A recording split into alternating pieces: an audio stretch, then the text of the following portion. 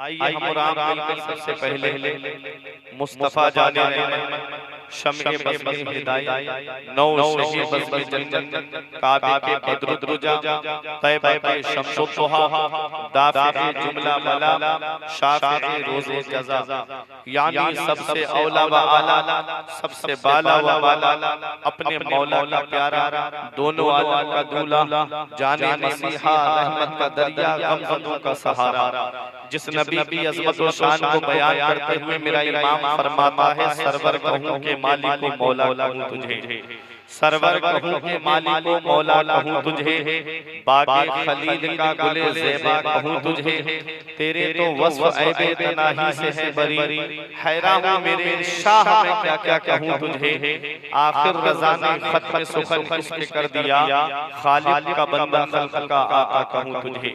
ओ नबी जिनकी अज़मत और शान को बयान करते हुए मेरे पीर व मुर्शिद हुज़ूर ताज शरिया फ़ख्रे अज़हर फरमाते हैं जहां में उनकी चलती है वो दम में क्या से क्या कर दें, जहां में उनकी चलती है वो दम में क्या से क्या कर दें, ज़मीन को आसमां कर दें, सुरैया को सरा कर दें, फिज़ा में उड़ने वाले यूना इतराएं निदा कर दें, वो जब चाहें जिसे चाहें उसे फरमा रवा कर दें। तमाम लोग मोहब्बत व अक़ीदत के साथ गुंबद खज़रा की जानिब लगाकर दुरूद पाक की डालियां मोहब्बत की थालियों में अज़हर फारूकी की ज़ुबान में भी पेश करें कि ज़माने से मुसलसल दर्द सुबह शाम मिलता है, ज़माने से मुसलसल दर्द सुबह शाम मिलता है, दुरूद पाक पढ़ लीजिए बहुत आराम मिलता है।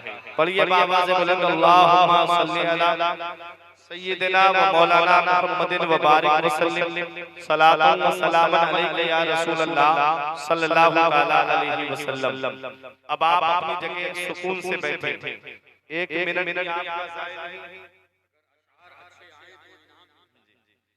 एक मिनट भी आपका ज़ाया नहीं, वक्त काफी हो चुका है और आपका मिजाज में समझ चुका हूं कि आप क्या चाहते हैं।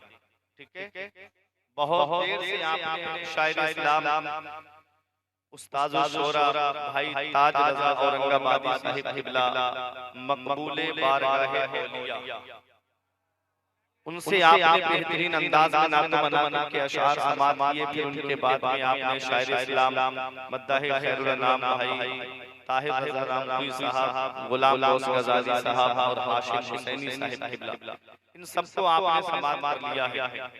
तहत में एक शेर पढ़ता हूँ, इसी तनाजुर में मेरी तकरीर होगी, इसी शेर के इर्द-गिर्द कि तेरे आमाल ऐसे हो जहां में नाम हो जाए, तेरे आमाल ऐसे हो जहां में नाम हो जाए, तेरा हर लफ्ज उम्मत के लिए पैगाम हो जाए, तेरे आमाल ऐसे हो जहां में नाम हो जाए, तेरा हर लफ्ज उम्मत के लिए पैगाम हो जाए, बना किरदार को बेमिसल उस मंजिल पे पहुंचा दे, बना किरदार को बेमिसल उस मंजिल पे पहुंचा दे कि तुझको गैर देखे कायदे इस्लाम हो जाए, बना किरदार को बेमिसल उस मंजिल पे पहुंचा दे कि तुझको गैर देखे कायदे इस्लाम हो जाए। वो मुअज़्ज़ज़ थे ज़माने में मुसलमान होकर और हम ख्वार हुए तारीक़ कुरान होकर, दर्से कुरान अगर हमने भुलाया होता ये ज़माना ना ज़माने ने दिखाया होता। हमें करनी है शहंशाह बता की रज़ा जोई, वो अपने हो गए तो रहमते परवरदिगार अपनी, तरीक़े मुस्तफ़ा को छोड़ना है वजह बर्बादी, इसी से कौम दुनिया में हुई इक़्तिदार अपनी। हज़रात मैंने कुरान मुक़द्दस की एक आयत करीमा तिलावत करने का शरफ हासिल किया। परवरदिगार आलम कुरान मजीद में इरशाद फरमाता है, या अय्युहल्लज़ीना आमनू ऐ ईमान वालो अतीउल्लाह व अतीउर रसूल, हुक्म मानो अल्लाह का और हुक्म मानो रसूलुल्लाह का, व उलिल अम्रि मिनकुम और तुम में जो उलुल अम्र हैं उनका कहना मानो। तो सबसे पहले मैं आपको लफ्ज़ आमनू पे बता दूं, आमनू ईमान वाले, आमनू में 4 हर्फ हैं। पहला हर्फ है हमजा, दूसरा हर्फ है मीम, तीसरा हर्फ है नून, चौथा हर्फ है वाव। और देखिएगा अल्लाह तबारक व तआला ने जितने प्यारे लक़ब से अपने महबूब की उम्मत को पुकारा है, इतने प्यारे लक़ब से परवरदिगार ने किसी पैगंबर की उम्मत को नहीं पुकारा। आप पूरा कुरान पढ़ के देख लीजिएगा, जब अल्लाह ने बनी इसराइल को पुकारा तो फरमाया या बनी इसराइल, जब कौम नूह को पुकारा तो फरमाया या कौम नूह, जब कौम आद को पुकारा तो फरमाया या कौम आद, कहीं फरमाया या कौम समूद, कहीं फरमाया असहाबे ऐका, कहीं फरमाया असहाबुल उखदूद। किसी को बस्ती के नाम से पुकारा, किसी को इलाके के नाम से पुकारा, किसी को उसके पैगंबर के नाम से पुकारा। लेकिन कुर्बान जाओ अपनी किस्मत पर कि जब उम्मत मोहम्मदिया को पुकारा तो रब कुरान में फरमाता है या अय्युहल्लज़ीना आमनू, ऐ ईमान वालों, ऐ ईमान वालों। तो ईमान वाला है कौन? लफ्ज़े आमनू पे अगर आप गौर करेंगे तो पता चल जाएगा कि सच्चा ईमान वाला कौन है। आमनू में 4 हर्फ, पहला हर्फ है हमजा जिसको आप अलिफ समझते हो, हालांकि अलिफ उसे कहते हैं जिस पर कोई हरकत ना आए, जिस पर ज़बर ज़ेर पेश में से कोई हरकत आ जाए फिर वो हमजा हो जाता है। समझाने के तौर पे आपको बोल रहा हूं, पहला हर्फ है हमजा यानी अलिफ, दूसरा हर्फ है मीम, तीसरा हर्फ है नून, चौथा हर्फ है वाव, मिला के हो गया आमनू। अब ये चारों हर्फ हमको अलग अलग पैगाम दे रहे हैं। हमजा अलिफ कह रहा है अल्लाह को मानो, मीम कह रहे हैं मुहम्मदुर रसूलुल्लाह को मानो, और नून कह रहा है सारे नबियों को मानो, और वाव कह रहा है सारे वलियों को मानो। तभी आप ईमान वाले होंगे, तभी आपका ईमान मुकम्मल होगा।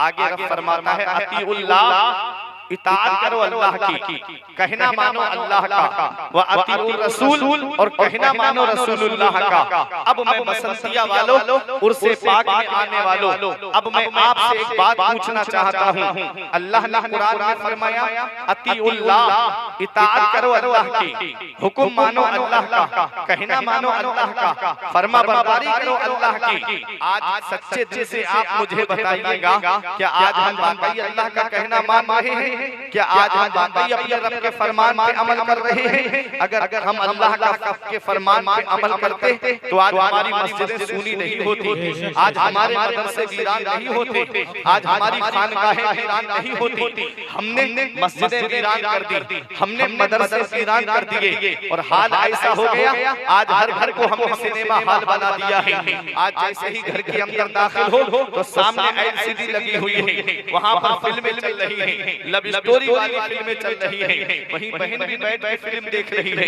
वहीं बेटियां भी बैठ कर के फिल्में देख रही हैं, पूरा घर बैठ कर के फिल्में देख रहा है, पूरा घर बैठ कर के मैच देख रहा है, पूरा घर बैठ कर के खबरें देख रहा है। फिर रोना रोया जा रहा है कि आज मुसलमान परेशान बहुत है, आज मुसलमान सताया बहुत जा रहा है। इतना याद रखना, वो पत्ता पेड़ से गिर जाता है जो अल्लाह के जिक्र से गाफिल हो जाता है, वो जानवर ज़िबह कर दिया जाता है जो अल्लाह के जिक्र से गाफिल हो जाता है, वो मछली शिकार हो जाती है जो अल्लाह के जिक्र से गाफिल हो जाती है, वो घास काट ली जाती है जो अल्लाह के जिक्र से गाफिल हो जाती है। जब भी कहता हूँ या अल्लाह मेरा हाल देख, हुक्म होता है अपना नामा अमाल देख। आज हमारे नामा अमाल में कोई ऐसी नेकी नहीं जिस पे हम सीना तान के ये कहते हैं ये नेकी हमको जन्नत में लेकर के जाएगी। नमाज़ें छोड़ के कहता है मैं हुसैनी हूँ, शराब पी के कहता है मैं हुसैनी हूँ, जुआ खेल के कहता है मैं हुसैनी हूँ, जुए के आबाद करके कहता है मैं हुसैनी हूँ, जिना करके कहता है मैं हुसैनी हूँ, शराब पी के कहता है मैं हुसैनी हूँ,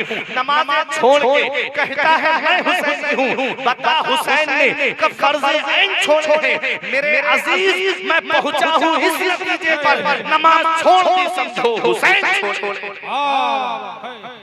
हालात ऐसे बनते जा रहे हैं कि आज हमारी कौम तबाही के उस दहाने पे पहुंच गई है। तुम क्या समझते हो? जलसे में आ गए, एक बार तुमने हाथ उठा के नारा लगा दिया तो तुमको जन्नत मिल जाएगी। जन्नत मिलना इतना आसान नहीं है जितना आज तुमने सोच रखा है। जन्नत मिलना अगर इतना आसान होता तो हमारे बुजुर्गों को देखो पूरी पूरी रात बैठ करके रो रो के गुजार दिया करते थे। अगर जन्नत मिलना इतना आसान होता तो हज़रत उमर फारूक आज़म को देखो, जिनके बारे में नबी ने फरमाया मेरा उमर जिस रास्ते से गुजर जाए शैतान उस रास्ते से नहीं गुजरता है। वो हजरत उमर फारूक आज़म जिनके बारे में मेरे आका इरशाद फरमाते हैं, उमर अशराए मुबश्शरा में से यानी दुनिया में जो 10 सहाबा को जन्नत की बशारत मिली उनमें से हजरत उमर फारूक आज़म है। अल्लाह अकबर, वो हजरत उमर फारूक आज़म खौफ खुदा का आलम देखिए जो बख्शे बख्शाए हैं। वो हजरत उमर जिनका ये कहना था कि दरिया दजला के किनारे अगर एक कुत्ता भी प्यासा मर गया तो उमर को उसका हिसाब देना पड़ेगा। ऐसे हाकिम हमारे गुजरे हैं, ऐसे रहनुमा हमारे गुजरे हैं। तारीख अगर आपको मैं उनकी बताता हुआ चलूं तो आपकी आंखों से आंसू निकल आएंगे। अरे खलीफा थे, उमर फाके से जिंदगी काटी, हमारे दौर का हाकिम प्याला छीन लेता है। वो हजरत उमर फारूक आज़म थे।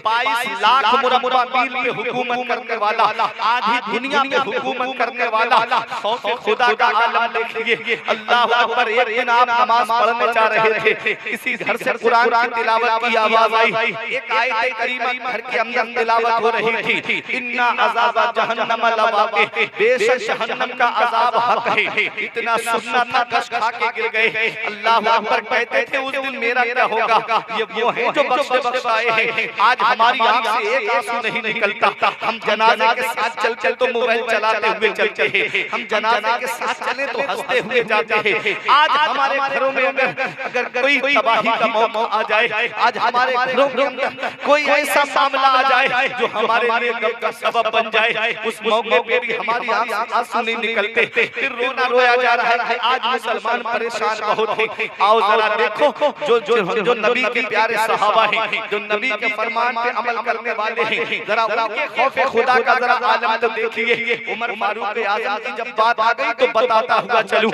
ये वो उमर फारूक आज़म है। एक दिन रात में गश्त कर रहे थे और आप घर घर जाकर के पूछा करते थे जब खलीफा बने कि बच्चों ने खाना खा लिया, कोई घर में भूखा तो नहीं है, कोई घर में प्यासा तो नहीं है। अगर कोई घर में एक भी रात कोई भूखा सो गया तो इसका हिसाब उमर को देना पड़ेगा। अल्लाह अकबर, एक दिन घर के अंदर से रोने की आवाज सुनी। अपने गुलाम से कहा जरा देखो इस घर के अंदर बच्चे क्यों रो रहे हैं। गुलाम अंदर गया तो देखा कि एक बूढ़ी ने एक चूल्हे के ऊपर पतीली को रख दिया है और उसके अंदर पानी गर्म करने के लिए रख दिया है। बच्चे रो के कहते अम्मी खाना दे दो, अम्मी खाना दे दो। वो कहती बेटा भी खाना तैयार हो रहा है। अल्लाह अकबर, गुलाम ने कहा हुजूर कुछ बच्चे भूखे रो रहे हैं। गए उमर फारूक आज़म अंदर इजाजत लेकर के। जैसे ही आप अंदर पहुंचे तो पूछा कि ए माई ये बच्चे क्यों रो रहे हैं। तो एक जवाब दिया था बुढ़िया ने कि ये उमर को रो रहे हैं, ये उमर की जान को रो रहे हैं। अल्लाह अकबर, तड़प गए उमर फारूक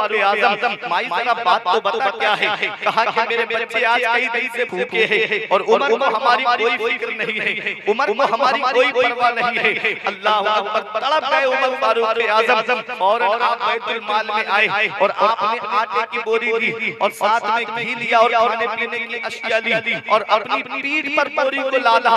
22 लाख मुरब्बा मील पे हुकूमत करने वाला, अल्लाह अकबर, आधी दुनिया पे हुकूमत करने वाला, वो अपनी पीठ पर बोरी लाद के ले जा रहा है। गुलाम ने कहा हुजूर मुझे किस लिए रखा है। आपने फरमाया क्या कयामत में मेरा बोझ उठा लेगा। कहा नहीं हुजूर, वहां तो सबको अपना अपना हिसाब देना है। फरमाया आज उमर को अपना हिसाब कर लेने दे। आप बूढ़ी के घर पर गए और जाकर के कहा कि तू खाना बना, मैं आग जला देता हूँ। ऐसा हाकिम है हमारा, ऐसे अमीरुल मोमिनीन है हजरत उमर फारूक आज़म। कहते माई तू खाना बना, मैं आग जला देता हूँ। उसने आटा गूंदा और आपने चूल्हे में आग जलानी शुरू की। गुलाम कहता है मैंने देखा उमर फारूक आज़म को आग जल नहीं रही थी, लकड़ियां गीली थी, तो आप झुक करके आग में फूंक मार रहे थे तो आपकी दाढ़ी से धुआं निकल रहा था। और जब उस माई खाना बनाने के लिए बैठ गई रोटियां बनाने के लिए, तब उमर फारूक आज़म बच्चों के पास आए और इस तरह से जमीन पे अपने दोनों हाथ रख लिए और घुटने रख दिए जैसे बकरी का बच्चा चलता है। इस तरह से उन बच्चों के सामने चलने लगे। जब बच्चे खाना खा के कम सैर हो के सो गए, तब तब उमर फारूक आजम ने कहा माई उमर को माफ कर देना, उमर माफ कर देना। कभी रूम की फिक्र है उमर को, कभी कैसर किसरा की फिक्र है उमर को, फिर लश्कर को भेजना है, कहीं उमर को किसी और इलाके की फिक्र है। माई उमर को माफ कर देना। उस बूढ़ी ने कहा था बेटा खलीफा तो तुझे होना चाहिए था, बेटा तू उमर की इतनी तरफदारी क्यों कर रहा है? तो उमर फारूक आजम ने कहा था माई वो उमर कोई और नहीं, वो उमर मैं ही हूँ। इतना सोचना था माई तड़प गई है, मुझे माफ कर देना बेटा, हाँ माँ मुझे माफ कर देना। माँ एक बच्चा भी प्यासा, बकरी का बच्चा भी अगर दरिया दजला के किनारे प्यासा भूखा रह गया तो उमर को उसका हिसाब देना पड़ेगा। ये ऐसे हमारे आबिद थे, पूरी पूरी रात अल्लाह की इबादत करते, पूरी पूरी रात खौफे खुदा से रोते, कुरान पढ़ते तो आंखों से आंसू निकलते। अल्लाह अकबर, आज हमारी आंख से एक आंसू नहीं टपकता। हम समझते हैं कि हम जन्नत में जाएंगे, नमाज वक्त की नहीं पढ़ते, रमजान शरीफ के रोजे नहीं रखते, इल्ला माशाअल्लाह जो पढ़ते हैं जो रोजे रखते हैं उनकी तो शान ही अलग है। अरे दुनिया यूं ही किसी को याद नहीं करती, हर एक का मरना बराबर नहीं होता है, मौत उसकी है जिसका करे जमाना अफसोस। यूं तो दुनिया में सभी आए हैं मरने के लिए, हर एक की मौत पे रोया नहीं जाता, हर एक की मौत पे आंसू नहीं बहाए जाते। अरे जुआरी की मौत पे कौन आंसू बहाएगा, शराबी की मौत पे कौन आंसू बहाएगा, जानी की मौत पे कौन आंसू बहाएगा, दूसरों की जमीन पे नाजायज कब्जा वार करने के लिए कौन आंसू बहाएगा, अरे लोगों को सताने वाले के लिए कौन आंसू बहाएगा। कुछ जनाजे ऐसे भी होते हैं कि इधर जनाजे उड़ते हैं, उधर लोग कह देते हैं कि एक जालिम का जनाजा जा रहा है, लोगों को सताने वाले का जनाजा जा रहा है। इस हाल में दुनिया से मत जाना, बल्कि इस हाल में दुनिया से जाना कि इधर जनाजा उठे, उधर मोहल्ले के लोग कह दे मदीने वाले मुस्तफा के गुलाम का जनाजा जा रहा है, आशिक रसूल का जनाजा जा रहा है। जब इस हाल में दुनिया से जाओगे तो मेरे इमाम का वो शेर पढ़ा जाएगा, लहिद में इश्क़ रुखे शह का दाग लेके चले, लहिद में इश्क़ रुखे शह का दाग लेके चले, अंधेरी रात सुर्खी चराग लेके चले। नारे तकबीर, नारे तकबीर, नारे रिसालत, नारे रिसालत, अज़मते फारूक आज़म, मसलके आला हज़रत, नारे तकबीर, नारे रिसालत। अतीउल्लाह, अल्लाह का कहना मानो, अल्लाह का कहना मानो। एक बात बताओ उससे बड़े खान साहब में आने वालों, अभी तुमको पता चल जाए कि यहाँ कोंटाई में या कांथी रेलवे स्टेशन के पास में पुलिस वाहन की चेकिंग कर रही है, टू व्हीलर और फोर व्हीलर की चेकिंग हो रही है, तो क्या आप ऐसे ही अपनी बाइक लेकर पहुंच जाएंगे? आप ऐसे नहीं जाएंगे, पहले घर पे आएंगे, कागज लेंगे, कागज पूरे हैं तो हेलमेट लेंगे और फिर उसके बाद में चलेंगे। अगर फोर व्हीलर से जा रहे हैं तो पहले बेल्ट लगाएंगे, तब आप निकलेंगे। अब मैं आपसे एक बात पूछता हूँ, आप जब किसी अधिकारी के ऑफिस में जाएं और वहाँ लिखा है आप कैमरे की नजर में हैं, तो क्या आप वहाँ पान खा के थूकेंगे? क्या आप वहाँ गुटखा खा के थूकेंगे? क्यों नहीं थूकेंगे? इसलिए कि अगर इसको पता चल गया उसने मुझको कैमरे में अंदर बैठ करके देख लिया तो मुझे जलील करेगा, मेरे ऊपर जुर्माना पड़ जाएगा, मेरे ऊपर पेनल्टी पड़ जाएगी। अगर वाहन को मेरे पकड़ लिया, मेरे पास कागज पूरे नहीं है तो मेरी गाड़ी का चालान कट जाएगा, मेरी गाड़ी का चालान कट जाएगा या मेरे ऊपर जुर्माना पड़ जाएगा। ये एक बंदा है जो बंदे से इतना डर रहा है, ये एक इंसान है जो इंसान से इतना डर रहा है। मैं जो बात आपसे पूछना चाहता हूँ जरा ठंडे दिल से मुझको जवाब देना। ये एक इंसान है जो इंसान से इतना डर रहा है। हो सकता है पुलिस वालों में कुछ ऐसे भी रहम दिल होते हैं जो आपकी गाड़ी का चालान नहीं काटते, हो सकता है कोई आपकी मजबूरी समझ ले, लेकिन एक बात मुझे ये बताओ कि ये एक इंसान इंसान से इतना डर रहा है, तो मुझे एक जगह ऐसी बता दो जहां तुम्हारा परवरदिगार तुमको नहीं देख रहा है, जहां तुम्हारा अल्लाह तुमको नहीं देख रहा है। बंदे के डर से गुनाह करना छोड़ देते हो, अल्लाह के अजाब के खौफ से गुनाह करना नहीं छोड़ते। हाल आज हमारा हो गया। हम इंसान के डर से तो गुनाह करना छोड़ देते हैं, अल्लाह के खौफ से हम गुनाह करना नहीं छोड़ते। लिहाज के अंदर मोबाइल पे गंदी चैटिंग करने वालों, एक बात मुझे ये बता दो, क्या तुम्हारा अल्लाह तुमको नहीं देख रहा है? क्या तुम्हारा परवरदिगार तुमको नहीं देख रहा है? ये मस्जिद की सुनी सफे आवाज देती है, रमजान में मुझको आबाद करने वालों, 11 महीने मुझको ऐसे आबाद रखना। क्या ये मस्जिद की सफे गवाही नहीं देंगी कयामत के दिन? क्या ये हाथ की उंगलियां गवाही नहीं देंगी कयामत के दिन? ये पैर हमारे कयामत के दिन गवाही नहीं देंगे? कभी अपने वजूद पे गौर कर लिया करो कि अल्लाह ने तुमको कितनी नेमतों से नवाजा, अल्लाह का कितना एहसान है तुम्हारे ऊपर। अल्लाह ने 18,000 मखलूकात को पैदा फरमाया, उन 18,000 मखलूकात में सबसे अफजल इंसान को बनाया, सबसे खूबसूरत इंसान को बनाया। अल्लाह कादिर मुतलक है, मालिक अलल इतलाक है, अहकमुल हाकिमीन है। मेरा रब चाहता तो हमको चींटी बना देता, हम क्या कर सकते थे? मेरा रब चाहता हमको गधा बना देता, मेरा रब चाहता हमको घोड़ा बना देता, मेरा रब चाहता हमको बैल बना देता। हम कुछ कर लेते? हम कुछ नहीं कर पाते, लेकिन उसका एहसान है कि उसने हमको इंसान बनाया, उसका एहसान है कि उसने हमको अशरफुल मखलूकात बनाया, उसका एहसान है कि उसने हमको खूबसूरत सूरत में पैदा फरमाया। लक़द खलक़नल इंसाना फ़ी अहसनि तक़वीम, अच्छी सूरत में उसने हमको पैदा किया।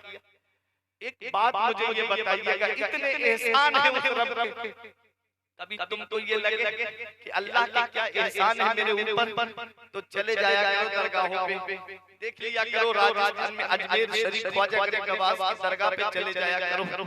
तुमको लगे ये हाथ अल्लाह की कितनी बड़ी नेमत, ये पैर अल्लाह की कितनी बड़ी नेमत, तो देख लिया करो गरीब नवाज के आस्थाने पे कुछ भिखारी ऐसे भी मिलेंगे जिनके हाथ पैर नहीं और जिस्म से वो माजूर है और भीख मांगने का कटोरा अपने जिस्म से आगे बढ़ा के तुमसे भीख मांगते।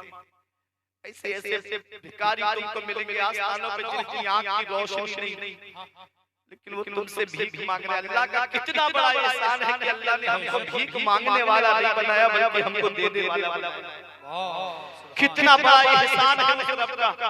उसने आंखें हमको सलामत दी, उसने दिमाग हमको सलामत दिया, उसने हाथ हमको सलामत दिए, उसने पैर हमको सलामत दिए, उसने जुबान हमको सलामत दी, उसने हार्ट हमको सलामत दिया, उसने किडनियां हमको सलामत दी। कभी तुमको ये लगे ना मेरे रब का कितना बड़ा एहसान है मेरे ऊपर, तो एक चक्कर हॉस्पिटल का लगा दिया करो।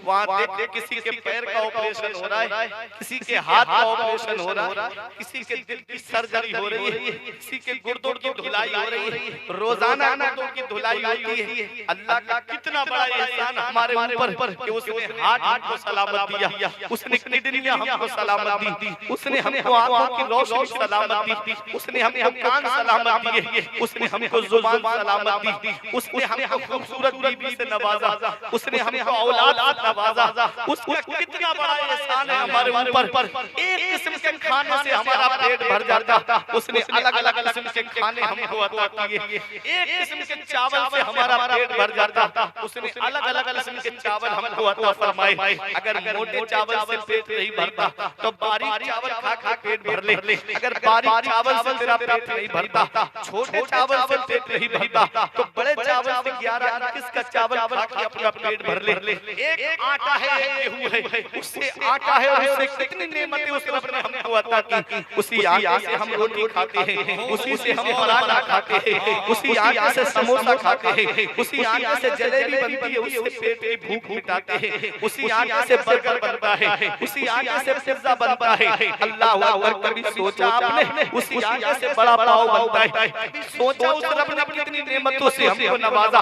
एक किस्म के गोश्त से हमारा पेट भर जाता, उसने अलग अलग किस्म के गोश्त को अता किए। कहीं बटेर का गोश्त हमको मिला, कहीं चिकन का गोश्त हमको मिला, कहीं हमको मटन मिला, कहीं पर लहमुल जामूस हमको मिला।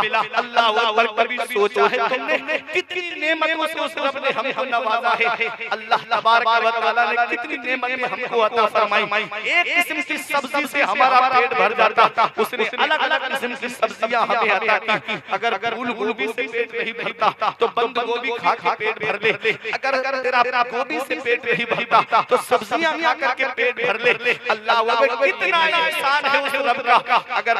अगर इनसे पेट नहीं भरता तो उसने उस रब ने हमको फल फ्रूट अता फरमाए, उसने मौसमी फल हमको अता फरमाए। कहीं हमको सेब अता किया, कहीं हमको आम अता किया, कहीं उसने हमको मौसमी फल अंगूर अता किए, कहीं उस रब ने हमको नाशपाती अता की। कितनी नेमतों से उस रब ने हमको नवाजा है। कभी सोचा तुमने अगर फलों से तेरा पेट नहीं भरता तो अल्लाह ने ड्राई फ्रूट हमको अता फरमाए, किशमिश खा के अपना पेट भर ले, बादाम खा के अपना पेट भर ले, पिस्ता खा के अपना पेट भर ले, काजू खा के अपना पेट भर ले। इतनी नेमतों से उस रब ने हमको नवाजा, हमने कितना उसका शुक्र अदा किया, हमने कितना अपने उस रब को याद किया। आज 15-20 लोगों का परिवार हमारे घर में, एक दिन दिल में ये ख्याल नहीं आता कि आज सब लोग बैठ करके कुरान की तिलावत कर ले। 15-20 लोगों का परिवार हमारे घर में, कभी दिल में ये ख्याल नहीं आता कि आज सब फजर की नमाज पढ़ के नबी पे दुरूद शरीफ पढ़ ले। वही हर वक्त हमारे घरों में इलेक्शन की बातें, वही हमारे घर में हर वक्त फिल्मों की बातें, वही हर वक्त हमारे घर में सियासत की बातें। क्या इसका हिसाब क़यामत के दिन नहीं देना है? क्या इसका जवाब क़यामत के दिन नहीं देना है? उर्स पर खान में आने वालों, एक पैगाम दिल की तख्ती पे लिख करके ले जाओ। जानवर पैदा किए तेरी वफा के वास्ते, जानवर पैदा किए तेरी वफा के वास्ते, चांद तारे और सितारे हैं जिया के वास्ते, चांद सूरज और सितारे हैं जिया के वास्ते, खेतियां सरसब्ज हैं तेरी ग़िज़ा के वास्ते, सब जहां तेरे लिए और तू खुदा के वास्ते। नारे तकबीर, नारे तकबीर, नारे रिसालत, नारे रिसालत। मुफ्ती फुरकान मंजरी साहब क़िबला, नारे तकबीर, नारे रिसालत। वाह वाह वाह, सुभान अल्लाह, सुभान। कितनी नेमत बहुत हमको नवाजा, कितना हमने उसका शुक्र अदा किया। मेरा रब चाहे तो हमसे दौलत ले ले, मेरा रब चाहे तो हमसे औलाद ले ले, उस रब का इतना बड़ा एहसान है हमारे ऊपर कि उसने हमको खुशी अता फरमाई, हमको गम नहीं। कितना हम उस रब का शुक्र अदा करें। आज मस्जिदें हमारी सुनी हो, कोई चंद गिने चुने नमाज़ी पंज वक्त और मस्जिद के बाहर निकल के देखो लोग मीटिंग लगाए गए। एक बुजुर्ग गुजरे बस्ती से, तो उन्होंने अजान की आवाज सुनी तो नमाज पढ़ने मस्जिद में चले गए।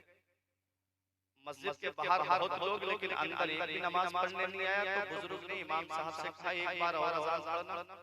इमाम साहब ने दूसरी बार अजान दी तो मस्जिद के दरवाजे पे आ गए लड़ने के लिए इमाम साहब से, इमाम साहब तुम्हारा दिमाग खराब हो गया, दो बार अजान पढ़ रहे हो, दो बार अजान दे रहे हो, तुम्हारा दिमाग खराब हो गया, क्या बात है, तुमको इमामत करना है या नहीं करना है? तो बुजुर्ग अंदर से निकल के आए, कहा क्या बात है? कहा कि दो बार अजान पढ़ रहे हो। तो उन बुजुर्ग ने कहा कि ये सोने वालों को जगा रहे थे, अजान मतलब ऐलान करना है, तुमको जगा रहे थे। बोले हम तो पहले से जागे हुए हैं। कहा अच्छा ये बताओ, जब इन्होंने पहली बार अजान दी तो तुमने सुनी कि नहीं सुनी? कहा हमने सुनी थी। कहा फिर नमाज पढ़ने के लिए क्यों नहीं आई? फिर अल्लाह की इबादत करने के लिए क्यों नहीं आई? इमाम ने दोबारा अजान दे दी तो लड़ने के लिए आ गए, झगड़ने के लिए तो उससे आ गए, अल्लाह की इबादत करने के लिए नहीं आए। अल्लाह अकबर, ये हाल है आज हमारी कौम का।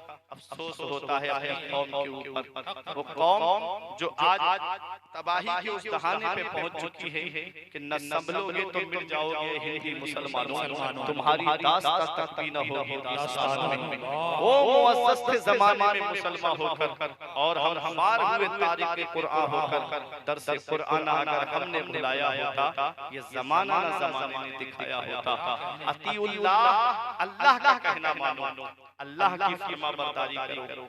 आज हम अल्लाह का कहना मान रहे हैं, आज हम अल्लाह की फरमाबरदारी कर रहे हैं, आज हमने अपने रब के कितने फरमान पे अमल किया है। आगे मेरा रब फरमाता है वातीउर रसूल, और रसूल का कहना मानो, रसूलुल्लाह के फरमान पे अमल करो। मदीने वाले मुस्तफा सल्लल्लाहु तआला अलैहि वसल्लम ने जब ऐलान किया था मदीने शरीफ में शराब के हराम होने का, आयत करीमा पढ़ करके सुनाई, तो मदीने शरीफ के अंदर जो सहाबाए किराम थे उनकी मोहब्बत देखिए, कैसे रसूल के फरमान पे अमल करते थे। जो घड़े भरे हुए रखे थे शराब के, ऐसे लौट दिए कि मदीने शरीफ की नालियों में शराब बह रही थी। कहा रसूलुल्लाह ने हराम फरमा दी है तो अब हराम है हमारे लिए। ये था रसूलुल्लाह का कहना मानना। एक बुजुर्ग ने फरमाया अगर कोई तुझसे ये पूछे कि तू नबी का आशिक है तो खामोश हो जाना। बहुत बड़े बुजुर्ग का कहना है अगर कोई तुझसे ये पूछे कि तू नबी का आशिक है या नहीं तो खामोश हो जाना, कुछ मत बताना। क्यों? इसलिए कि अगर तूने ना की तो काफिर हो जाएगा और अगर हाँ की तो मुनाफिक हो जाएगा। ना की तो काफिर और हाँ की तो मुनाफिक हो जाएगा। पूछा कि ऐसा कैसे हो सकता है, हाँ करने में मुनाफिक कैसे होगा? कहा इसलिए कि नबी का आशिक हो और अपनी दाढ़ी को मुंडाए, नबी का आशिक हो और नमाज वक्त की ना पढ़े, नबी का आशिक हो और उसका लिबास भी इस्लामी ना हो, नबी का आशिक हो और फिल्मों देखता हुआ फिरे, नबी का आशिक और गाने सुनता हुआ फिरे। नबी के आशिकों की ये शान नहीं थी, नबी के दीवानों की ये शान नहीं थी। अरे नबी के आशिक तो वो थे जिनको तारीख में हजरत अम्मार इब्न यासिर के नाम से जाना जाता है। जब हजरत अम्मार इब्न यासिर ने नबी का कलमा पढ़ लिया तो मां ने कहा बेटा तू नबी का कलमा पढ़ना छोड़ दे। बाप ने कहा बेटा तू नबी का कलमा पढ़ना छोड़ दे। हजरत अम्मार इब्न यासिर ने कहा मैं नबी का कलमा पढ़ना नहीं छोड़ूंगा। मां ने कहा ये मुझसे बड़ी मोहब्बत करता है, मैं खाना खाना छोड़ दूंगी, मेरी मोहब्बत में ये कलमा पढ़ना छोड़ देगा। कई दिन तक मां भूखी रही। तब हजरत अम्मार इब्न यासिर आए मां के पास, कहा मां तेरा एहतराम अपनी जगह है, नबी की मोहब्बत अपनी जगह है। ए मेरी मां अगर तू पूरी जिंदगी खाना ना खाए तब भी मैं नबी का कलमा पढ़ना नहीं छोड़ सकता, तब भी मैं नबी से मोहब्बत करना नहीं छोड़ सकता। कुफार मक्का ने प्लान करके आग को जलाया और जलाने के बाद में जब आग रोशन हो गई हजरत अम्मार इब्न यासिर को उठा करके आग के अंदर डाला जा रहा है। मेरे आका गुजर के जा रहे थे, हजरत अम्मार की नजर बड़ी पुकार उठे, या रसूल अल्लाह हुजूर हालना, या रसूल अल्लाह मेरा हाल देखिए। मदीने वाले मुस्तफा ने अपने गुलाम का हाल देखा, दस्ते मुबारक दुआ के लिए उठ गए। मेरे आका दुआ करते हैं या नारो कोनी मर्दों व सलामन अला अम्मार कमा कुनते अला इब्राहीम। ए आग मेरे अम्मार पे वैसे ही ठंडी और सलामती वाली हो जा जैसे हजरत इब्राहीम की ठंडी और सलामती वाली हो गई थी।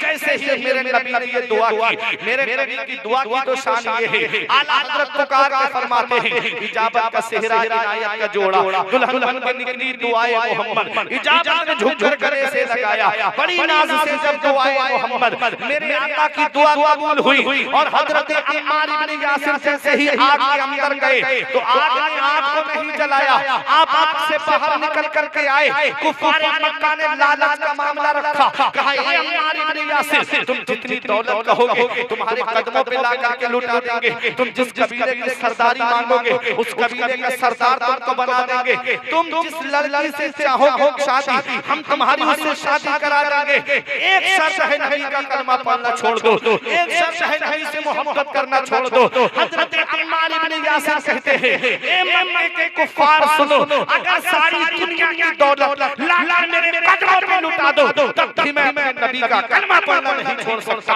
नबी से मोहब्बत करना नहीं छोड़ सकता। आला हजरत की नजर पड़ी, बड़े से पुकार के कहते हैं उनका ममता पांव से ठुकरा दे वो दुनिया का ताज, उनका ममता पांव से ठुकरा दे वो दुनिया का ताज जिसकी खातिर मर गए मुन रगड़ कर एड़ियां ताज रूहुल कुद्दुस के मोती जिसे सजदा करे रखती है इतना बकार अल्लाहु अकबर।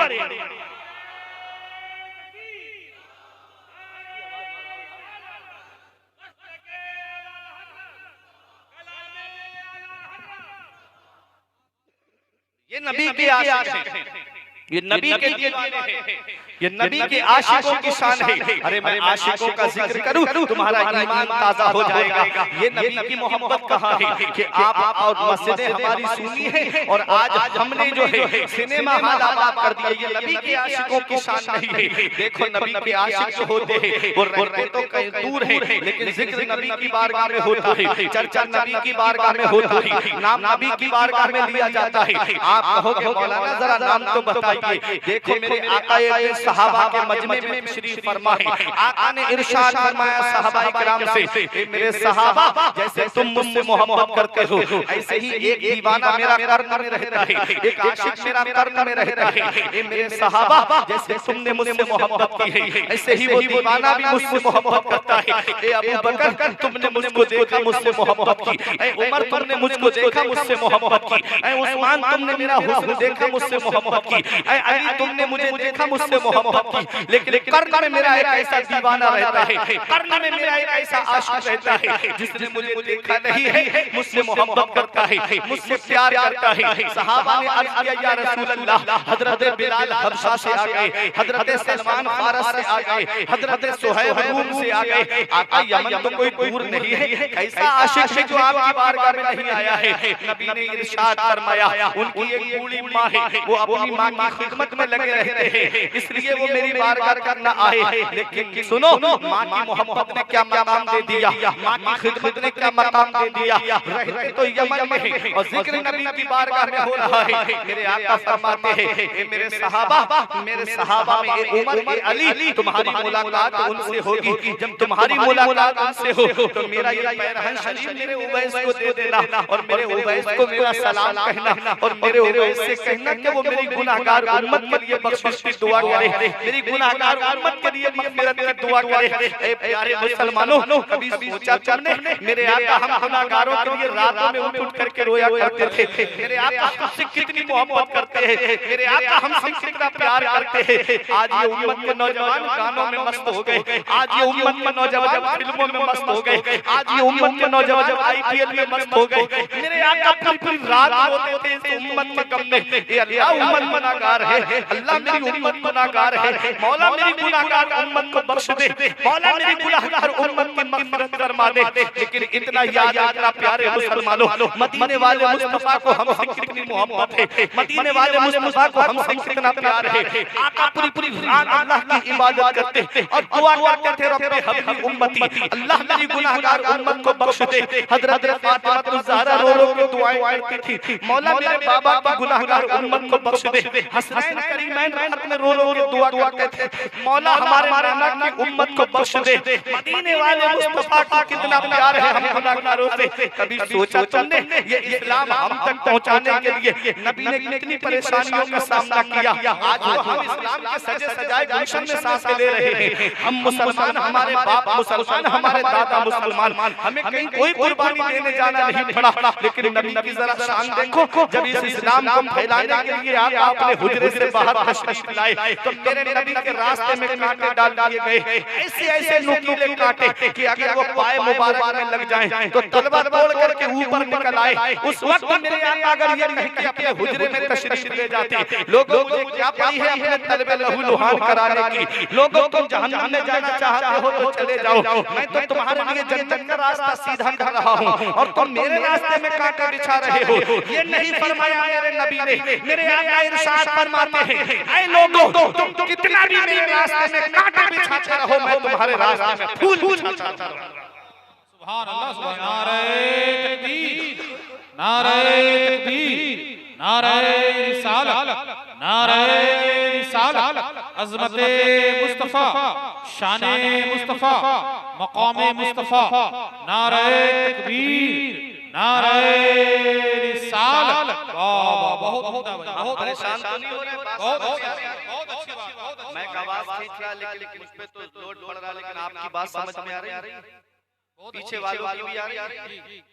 आज हमने उर्सों को भी मेला बना दिया, बहुत अच्छी बात कर रहे हैं आप, बहुत अच्छा माशाअल्लाह। उर्सों को भी हम मेला बना दिया, मज़ारों पे आके तो हमें आखिरत की याद आनी चाहिए। जी सही, लेकिन यहाँ पर आकर के भी हम जो है लहबो पे मस्त झूले लगे हैं, कहीं पर खाने पीने की अशिया, कहीं नुमाइश की अशिया, मेले बना दिए हमने उसको। अल्लाह अकबर, लाखों रुपये खर्च होते हैं उर्स में, फायदा सुबह को सो के उठे तो पूछा रात क्या हुआ था, अरे बस बहुत मजा आया था। जलसों के लिए, जलसों को हमने मजे के तौर पर इस्तेमाल करना शुरू कर दिया, नियतें बदल गई। इतना याद रखिएगा, पैगाम नश्तर जो लगा है वो दुश्मन नहीं, सच्ची बात मैं आज आपको बताऊंगा। सरकार मुजाहिद मिल्लत को तुम याद करते हो ना? बेशक। कभी उनकी जिंदगी को देखा तुमने? जमीन से जुड़ करके काम किया था आपने। रईस आज़म ईसा थे, सुभान अल्लाह, सुभान अल्लाह। हजारों बीघे जमीन का जो मालिक हो, आलीशान कोठियों में जो रहे, वो चाहते अपनी जिंदगी आराम से रहते, घर में बैठ के खाते, कहीं जाने की जरूरत ना पड़ती, ऐशो आराम से जिंदगी गुजारते। लेकिन इस नबी के दीन से कितनी मोहब्बत थी, अपनी सारी दौलत नबी के दीन पे लौटा दी। ऐसे ही दुनिया याद नहीं करती उनको, जिनके रुतबे हैं सिवा उनको सिवा मुश्किल है। हर एक का मरना बराबर नहीं होता। इधर बाप मर जाए बेटा 1 साल में भुला देता है, बीबी मर जाए शौहर भुला देता है, पड़ोसी मर जाए पड़ोसी भुला देता है। लेकिन उनको पर्दा किए हुए कितने 45 साल के करीब वक्त हो गया, लेकिन आज भी दुनिया उनके आस्थाने पे जाती है तो सो के नहीं उठ पाते जब तक कई क्वांटम फूल उनके आस्थाने पे चढ़ जाते। इससे दुनिया उनको याद करती। वो मुजाहिद मिल्लत थे। कहीं पता चल गया कि कौम बदअकीदों की गिरफ्त में आ गई है। साथ में अल्लामा मुश्ताक अहमद निजामी को लिया, राज इलाहाबादी को लिया, अल्लामा हशमत अली को लिया और पहुंच गए गुजरात के खेड़े। पूरा गांव जो है वो मेन रास्ते थे, मेन चौराहों पे फोर्स लगा गई थी। मुसलमानों के ईमान को अंदर लूटा जा रहा था। सरकार मुजाहिद मिल्लत पगडंडी के रास्ते से, मेड़ों के रास्ते चल के गांव के अंदर गए और वहां जाकर के लोगों का ईमान बचाया। सुभान अल्लाह, सुभान अल्लाह। कोई उनको मुजाहिद मिल्लत नहीं कहता। आपने धामनगर के अंदर इंटर कॉलेज खुलवाया, धामनगर हाई स्कूल खुलवाया अपने पैसे से। आप देखिए मरकज़ इस्लामी जो रांची के अंदर है, उसके तामीर के लिए, उसकी जमीन खरीदने के लिए 30,000 रुपए उस वक्त में सरकार मुजाहिद मिल्लत ने दिए थे। यूं ही मुजाहिद मिल्लत नहीं बन जाता। हम करामतें सुनते हैं कि ट्रेन रुकी थी मुजाहिद मिल्लत के लिए, ये करामत सरकार मुजाहिद मिल्लत की। अरे पहले ये भी तो देखो कि उन्होंने परेशानी कितनी उठाई है इस दीन की खातिर। वो मस्जिद जिसका मामला आज हो रहा है, वो तो कब की मुसलमानों के हाथ से निकल गई होती। ये तो सरकार मुजाहिद मिल्लत की देन है। वाह वाह वाह वाह। जो उस वक्त में आप पहुंच गए थे और जाकर के मुसलमानों के ईमान को और जिला बख्शी थी जाकर के, और आपने उस वक्त मामला उठाया था ताकि आज तक हम मस्जिद बचा पाए, लेकिन आज हमारे हाथ से निकली। सरकार मुजाहिद मिल्लत है।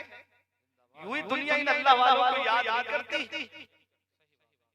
और हाल ये था कि कोई काम दिखावे के लिए नहीं करते थे, कोई काम दिखावे के लिए नहीं। आज हमारी तो नियतें बदल गई, जलसे भी कराएंगे तो फला के जलसे से अच्छा हमारा जलसा हो जाए। ये सोचें बन गई आज हमारी। ये कोई नहीं चाहता कि कौम तक अच्छा पैगाम पहुंच जाए। अरे इनकी मोहब्बत में जलसा करोगे तो ये इनकी मोहब्बत क़यामत में काम आएगी। देखो सरकार मुजाहिद मिल्लत जब हज करके आए, हमारे यहाँ तो आदमी उम्रा करने जा रहा है ना, पूरा माइक देख पूरी टीम छोड़ने के लिए जा रही है रोड तक। और सोशल मीडिया पे चल रहा है पूरा मामला, फेसबुक पे लाइव चल रहा है, यूट्यूब पे लाइव देखें आप, फला साहब उम्रा करने के लिए जा रहे हैं। सरकार मुजाहिद तो भाई हज और उम्रा भी मामला ऐसा बन गया। इतना याद रखना भाई, जिस चीज का सबूत नस्से कतई से है, हुर्मत का या हलाल का, उसको कोई अगर हराम किया तो उसे कोई हलाल नहीं कर सकता, और जिसको नबी ने हराम कर दिया उसे कोई हलाल नहीं कर सकता। जहां हरम शरीफ के अंदर एक नेकी का सवाब 1 लाख के बराबर है, वहां एक गुनाह का गुनाह भी तो 1 लाख गुनाहों के बराबर है। ये फोटो, ये तस्वीर कशी जो है, ये हराम है नहीं है इस्लाम में। और काबे के सामने सेल्फी ली जा रही है। गए थे गुनाहों का बोझ उतारने के लिए, वहां से और लेके आए। यहाँ अगर गुनाह हो गया तो एक गुनाह के बदले 1 लिखा जाएगा, और वहाँ 1 के बदले 1 लाख। तो बजाय गठरी हल्की करने के लिए गए थे गुनाहों की, और लाद के वहां से लेके चले जाए। ये हाल है आज। अब आपका भाई तवाफ करते हुए, अब आपका भाई पानी पी आप ज़मज़म पीते हुए, अब आपका भाई सफा मरवा की दौड़ लगा रहा है, अब आपका भाई मीना में जा रहा है, अब आपका भाई उस गार पे चल रहा है जिस पे नबी करीम तशरीफ ले गए थे, अब आपका भाई जो है जबल नूर पे है। पूरा मामला फेसबुक पे आप देख लीजिएगा, पूरा मामला इंटरनेट पे देख लीजिएगा, हर मामले में सेल्फी, हर मामले में तस्वीर कशी। ये हाल आज हमारी कौम का हो गया। यही वजह है कि जैसा चेहरा ले गए थे वैसा ही चेहरा लेके वापस आ गए। वरना पहले हाजी जाता था तो अगर थोड़ा बहुत रंग काला भी होता था, जब वापस आता था तो गुनाह उसके माफ हो जाते थे और चेहरे पे नूरानियत आ जाती। बाबा बाबा नारे तकबीर, पूरा मजमा दीजिए, नारे तकबीर, नारे रिसालत, नारे रिसालत, मसलके आला हज़रत, इस्लाहे माशरा, नारे तकबीर, ऐसा उम्रे का करंट चल रहा है, ऐसा चल रहा है। आदमी साहिब इस्तिताअत है, हज फर्ज है उसके ऊपर, पहले फर्ज अदा नहीं कर रहा है, उम्रे में जा के 1.5-2 लाख खर्च करके चला। उम्रा जो है वो ततब्बु है, नफ़ल है, करोगे तो सवाब है, नहीं करोगे तो गुनाह नहीं है। ज़ियारत है, नबी के रोज़े की ज़ियारत करो, सवाब है। हज फर्ज है, फर्ज छोड़ करके नफल पे आप आओगे तो जब तक फर्ज अदा नहीं होगा नफल जो है वो मुअल्लक रहता है। तो ये एक पैगाम था, बीच में बात आ गई सरकार मुजाहिदे मिल्लत की। आप हज करके जब तशरीफ लाए तो चंद लोग आपके साथ में थे, तो किसी ने जिंदाबाद का नारा लगा दिया, हुजूर हबीबुर रहमान जिंदाबाद, मुजाहिदे मिल्लत जिंदाबाद। पीछे मुड़ के देखा, खामोश हो जाओ, हबीबुर रहमान जिंदाबाद का नारा क्यों लगा रहे हो, उसको मुर्दाबाद का नारा लगाओ। मैंने दुनिया में रह के किया क्या है, क्या किया है दुनिया में रह के? अरे हबीबुर रहमान जिंदाबाद का नारा क्यों लगाते हो, मुर्दाबाद का नारा लगाओ। ये वो कह रहा है जिसने दौलत अपनी मदरसों के लिए खर्च कर दी, ये वो कह रहा है जिसने इंटर कॉलेज बनवाए, ये वो कह रहा है जिसने हाई स्कूल बनवाया, ये वो कह रहा है जिसने रांची में मरकज़ इस्लामी की बुनियाद रखी, ये वो कह रहा है जिसने हजारों रुपए अपनी जेब खास से खर्च करके मदरसे चलवाए, कहीं पांचकूड़ा का मदरसा चलाया, कहीं हावड़ा के अंदर देखिएगा मदरसा, उसमें अपनी जेब खास से पैसा खर्च किया। इलाहाबाद में जा के देखो, अपनी जेब से मुदर्रिसीन की तनख्वाह अदा करते, मुनाज़रे का मौका आता तो आप उलमा को भेजते, फर्स्ट क्लास टिकट अता फरमाते, सफर का खर्चा भी देते, जितने दिन रहते नजराना भी देते, किसी और से नहीं मांगते थे बल्कि अपनी जेब खास से खर्च करते। ये थे सरकार मुजाहिदे मिल्लत, इसीलिए उनको दुनिया याद कर रही है। नकी अली की करामत को क्या समझते हो, नकी अली की करामत को क्या समझते हो, मेरे रज़ा की इनायत को क्या समझते हो? अरे सऊदिया में भी लगाता है जो नबी का नारा, मेरे मुजाहिदे मिल्लत को क्या समझते हो? वाह वाह, नारे तकबीर, नारे रिसालत, नारे रिसालत, मुफ्ती फुरकान मंजरी साहब क़िबला, नारे तकबीर। कोई काम दिखावे के लिए नहीं करना चाहिए। अगर हमारे बुजुर्ग दिखावे के लिए करते तो आज जो तहरीकें आपने कायम की थी, जो मदारिस आपने कायम किए थे, अरे जहाँ जगह जगह जो इस्लाम की खिदमत के लिए आपने अपनी जमीनें वक्फ की थी, अगर कोई बेटी की शादी के लिए आता तो फरमाते फला इलाके में मेरी जमीन है, जाओ उसे बेच के अपनी बेटी की शादी कर ले। ये थे सरकार मुजाहिदे मिल्लत, ऐसे दीन का काम किया हमारे बुजुर्गों ने। तो इस्लाम के सजे सजाए गुलशन में सांसें ले रहे हैं, हमें कोई पैसा खर्च नहीं करना पड़ा, हमें इस्लाम के लिए कहीं जाना नहीं पड़ा, लेकिन इस इस्लाम की खातिर बुजुर्गों ने कितनी परेशानियां उठाई है, वो तारीख अगर तुम्हारे सामने रख दी जाए तो हंसोगे कम, रोगे ज्यादा। तुम्हारी आंखों से आंसू निकलेंगे कि हमारे बुजुर्गों ने कितनी परेशानियां उठाई हैं ये इस्लाम हम तक पहुंचाने के लिए। अल्लाह अकबर। आज हम न तो अल्लाह का कहना मान रहे हैं, न रसूलुल्लाह का कहना मान रहे हैं। नबी के सच्चे आशिक बन जाओ, नबी के सच्चे वफादार बन जाओ। अब मेरी तकरीर इख्तिताम की तरफ आ रही है। देखो नबी के सच्चे आशिक वो थे, नबी मदीने शरीफ में है, वो कर्न में रहते हैं और नबी फरमाते कर्न में मेरा एक दीवाना रहता है, कर्न में मेरा एक आशिक रहता है, वो मुझसे बड़ी मोहब्बत करता है। सहाबा अर्ज करते या रसूल अल्लाह वो आपकी बारगाह में आए क्यों नहीं? नबी ने फरमाया उसकी बूढ़ी माँ है, वो अपनी माँ की खिदमत में लगा रहता है, उसकी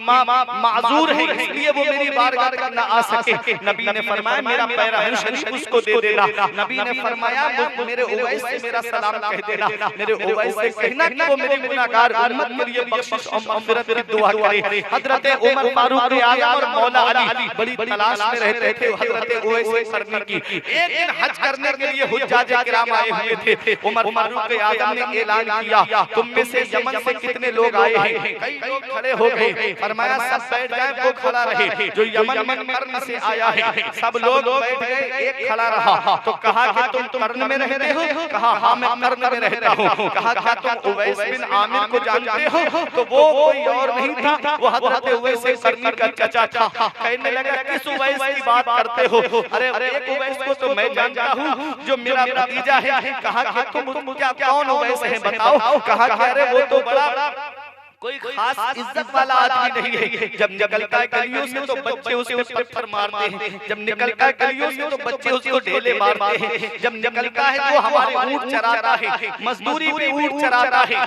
कोई मामूली सा आदमी है, कोई इतना ज्यादा बावकार नहीं है जिसका अमीरुल मोमिनीन जो है जिक्र करे। उमर फारूक आज़म को जलाल आ गया। फरमाया तुम उवैस के बारे में मुझे बताओगे वो कहां मिलेंगे? कहा हां वो हमारे साथ आया है हज करने के लिए, हमारे ऊंट चराता होगा कहीं जंगल में। अल्लाह अकबर, दौड़ते हुए गए उमर फारूक आज़म और मौला अली। तो क्या देखा कि आप अल्लाह की इबादत कर रहे हैं, आप नमाज पढ़ रहे हैं। जैसे ही नमाज से फारिग हुए हजरत उमर फारूक आज़म ने सलाम किया, उवैस करनी ने सलाम का जवाब दिया। कहा क्या तुम्हारा नाम उवैस बिन आमिर है? कहा हां मेरा नाम उवैस है। फरमाया क्या हम तुम्हारा दाहिना हाथ देख सकते हैं, दाहिना पहलू? तो कहा कि हम बताइए क्या मामला है? कहा हुजूर ने जो निशानियां तुम्हारी बताई थी उनमें से एक निशानी अभी देखना बाकी रह गई है, तुम जरा अपना दाहिना पहलू दिखाओ। उन्होंने दाहिना पहलू दिखाया तो सफेद दाग की बीमारी हो गई थी उवैस करनी को। दुआ की तो वो बीमारी चली गई थी, एक दिरहम के बराबर निशान रह गया था। नबी ने वो पहचान बताई थी कि मेरे उवैस के दाहिने पहलू पे निशान होगा। जब देखा तो वो निशान मौजूद था। हजरत उमर फारूक आज़म ने कहा उवैस तुमको नबी ने सलाम कहा है। इतना सुनना था, रोने लगे उवैस करनी। सारी दुनिया नबी को सलाम करे, इंसान नबी को सलाम करे, जिन्नात नबी को सलाम करे, शम्सो कमर नबी को सलाम करे, शजर व हजर नबी को सलाम करे। आला हजरत फरमाते हैं शम्सो कमर सलाम को हाजिर है सलाम, कलमे से तर्जुमान पर तो हजर है। अल्लाहु अकबर। हजरत उवैस करनी को नबी सलाम कह रहे हैं। उमर फारूक आज़म ने कहा उवैस तुमको नबी ने सलाम कहा है। रोने लगे उवैस करनी। एक बार और बता दो क्या कहा मेरे नबी ने? कहा उवैस तुमको नबी ने सलाम कहा है। रोने लगे उवैस करनी। कहा कि और कुछ कहा मेरे नबी ने? कहा हां नबी ने ये फरमाया है कि उवैस से कहना कि वो मेरी गुनाहगार उम्मत के लिए मग़फ़िरत की दुआ करे। उमर फारूक आज़म बोले मेरे लिए भी दुआ कर देना। उवैस करनी कहते हैं आप मेरे लिए दुआ करो। उमर फारूक आज़म कहते हैं आप मेरे लिए दुआ करो। अल्लाहु अकबर। ये हजरत उवैस करनी है। जब बच्चे इनको गलियों में निकलते तो बच्चे इन पे पत्थर मारते, आप बच्चों से कहते थे ऐ बच्चों मुझे छोटे-छोटे पत्थरों से मारा करो, मुझे कंकरियों से मारा करो। मोटे-मोटे पत्थर मारते हो तो मेरे जिस्म से खून निकलता है, मेरा वुज़ू टूट जाता है, मुझे वुज़ू मेरा वुज़ू टूट जाता है। जब छोटे-छोटे कंकरों से मुझे मारोगे तो मेरा वुज़ू नहीं टूटेगा, मुझे तकलीफ होगी, चोट लगेगी। ये उमर हजरत उवैस करनी है। कैसा नबी का आशिक है, कैसा नबी का दीवाना है। रहता तो कर्न में है और जिक्र नबी की बारगाह में हो रहा है। मां की खिदमत की वजह से दर्जाए सहाबियत से महरूम रहे। मां की खिदमत की वजह से, मां की खिदमत का मकाम क्या है, मां की खिदमत करने का सिला क्या है। देखो आज हम माँ बाप की खिदमत से दूर हो गए। कितने माँ बाप हैं जो घर में बैठ के आंसू बहा रहे हैं, कितने माँ बाप हैं जो घर में बैठ करके रो रहे हैं। आज औलाद जवान हो गई, चार पैसे क्या कमाने लगी, उसने माँ बाप का बिस्तर घर से बाहर कर दिया। खुद के कमरे में एसी चल रहा है, खुद के कमरे में गर्म हीटर का इंतजाम है जाड़ों में, और माँ बाप है कि तीनों में रह करके अपनी जिंदगी गुजार रहे हैं। माँ बाप है कि झोपड़ियों में रह करके अपनी जिंदगी गुजार रहे हैं। क्या इसी दिन के लिए माँ बाप ने औलाद को जवान किया था? क्या इसी दिन के लिए माँ बाप ने औलाद को पाला था? हम कौन सा मुंह लेके अपने नबी की बारगाह में जाएंगे? हम कौन सा चेहरा लेकर के अपने आका की बारगाह में जाएंगे? अगर क़यामत में हमारे नबी ने हमसे पूछ लिया बुढ़ापे में माँ बाप की दौलत नदी थी, बताओ क्या सलूक करके आए हो? क्या कहोगे उनका बिस्तर घर से बाहर करके आए हैं, क्या कहोगे उन्हें झोपड़ियों में रहने पे मजबूर करके आए हैं। कभी तुम्हें नौजवानों ये लगे कि मेरे बाप ने मेरे लिए क्या किया है, तो अपने अब्बा के हाथ की लकीरें देख लिया करो, उनकी पेशानी की सिलवटें देख लिया करो। एक दिन मैंने पूछा था अब्बा से, अब्बा मेरे हाथ की लकीरें नजर आ रही हैं, तुम्हारे हाथ की लकीरें कहाँ चली गई? तो एक जवाब दिया था, बेटा तुम्हारी तकदीर बनाते बनाते हमारे हाथ की लकीरें मिट गई। बाप क्या नहीं करता अपनी औलाद के लिए, बाप कौन सी कुर्बानी नहीं देता अपनी औलाद के लिए, बाप कौन सी परेशानी नहीं उठाता अपनी औलाद के लिए। ये रातों में ट्रक चलाने वाला बाप ही तो है, ये बसें चलाने वाला बाप ही तो है, ये 2 साल 3 साल के लिए सऊदी कमाने जाने वाला ये बाप ही तो है, ये कोलकाता कमाने जाने वाला बाप ही तो है, ये मुंबई बेंगलोर दिल्ली कमाने जाने वाला बाप ही तो है। पूरे दिन औलाद मोबाइल चलाती है और वो फलों का ठेला लगा के पूरे दिन सर्दी में खड़ा रहने वाला ये एक बाप ही तो है। शिद्दत की गर्मी में बगैर साए के धूप में खड़ा होने वाला ये एक बाप ही तो है, जो सोचता है 4 पैसे जमा हो जाएंगे, मेरी औलाद के खर्चे में काम आएंगे, मेरी औलाद के बुढ़ापे में काम आएंगे। आज वही औलाद माँ बाप का बिस्तर घर से बाहर कर देती है। ऐसे माँ बाप के साए की ना कदरी ना कर, ऐसे माँ बाप के साए की ना कदरी ना कर, धूप काटेगी बहुत जब शजर गिर जाएगा। आज जिस बाप की खांसी हमको अच्छी नहीं लगती, आज जिस माँ का बोलना हमको अच्छा नहीं लगता। हमारे बुजुर्गों ने फरमाया बाप आंगन में लगे हुए पेड़ की तरह है। ये जो पेड़ आप देख रहे हो ना, ये दरख्त जो आप देखते हो, हमारे बुजुर्गों ने फरमाया बाप आंगन में लगे हुए पेड़ की तरह है। जब शिद्दत की गर्मी पड़ती है, जब शिद्दत की धूप पड़ती है, आदमी पेड़ के नीचे बैठ जाए आराम मिल जाता है, पेड़ के नीचे बैठ जाए सुकून मिल जाता है। धूप में पेड़ के पत्ते तोड़ के देखना, पत्ते ऊपर से गर्म होते हैं लेकिन नीचे बैठने वाले को छांव देते हैं, नीचे बैठने वाले को साया देते हैं, नीचे बैठने वाले को आराम पहुंचाते हैं। हमारे बुजुर्गों ने फरमाया बाप आंगन में लगे हुए पेड़ की तरह है, जो तो धूप में जलता रहता है लेकिन अपनी औलाद को साया देता है, अपनी औलाद को छांव पहुंचाता है, अपनी औलाद को आराम पहुंचाता है। बड़ी से बड़ी मुश्किलें बाप अपने ऊपर दे देता है लेकिन औलाद नहीं पहुंचने देता। बड़े से बड़े बड़े से बड़े टेंशन खुद बर्दाश्त कर लेता है लेकिन अपनी औलाद को टेंशनों को नहीं पहुंचने देता। आज वही बाप बूढ़ा हो गया, हमने उसका बिस्तर घर से बाहर कर दिया। इतना याद रखना, मेरे आका इरशाद फरमाते हैं जिससे माँ बाप राजी उससे अल्लाह राजी, उसका रसूल राजी, और जिससे उसके माँ बाप नाराज उससे ना अल्लाह राजी ना उसका रसूल राजी। इधर माँ बाप दवाई के परेशान है और बेटा दार्जिलिंग की सैर करके जा रहा है, इधर माँ बाप के पैसे से ये तरस रहे हैं, बेटा नैनीताल की सैर करके जा रहा है, इधर माँ बाप दवाई के लिए परेशान और बेटा अजमेर की बड़ी देग में पैसे डाल कर आ रहा है। इतना याद रखना, जिससे उसके माँ बाप राजी उससे अल्लाह राजी, उसका रसूल राजी, और जिससे माँ बाप नाराज उससे ना अल्लाह राजी ना उसका रसूल राजी। अरे जिससे उसके माँ बाप नाराज होते हैं अल्लाह ना उसके फर्ज कबूल फरमाता है, अल्लाह ना उसके नफल कबूल फरमाता है, अल्लाह ना उसकी नेकियां कबूल फरमाता है, अल्लाह उसके सदक़ात कबूल नहीं फरमाता है, अल्लाह उसका हज भी कबूल नहीं फरमाता है। अब यही आखिरी बात बताऊं और अपनी जगह बैठ जाऊं मैं। बातें तो बहुत ज्यादा आपसे करना थी लेकिन वक्त की किल्लत दामगीर है, 2 बजने वाले हैं, इसलिए मैं अब ज्यादा वक्त आपका नहीं लूंगा। अब मेरे बाद आप शायरी का दौर सुनिएगा। सुनो, मोहम्मद इब्ने हारून का नाम आपने सुना होगा, ये बल्ख का रहने वाला है। तुम्हें पता है ये कौन मोहम्मद इब्ने हारून है? आज नौजवानों एक पैगाम लेके जाओ इस उर्से पाक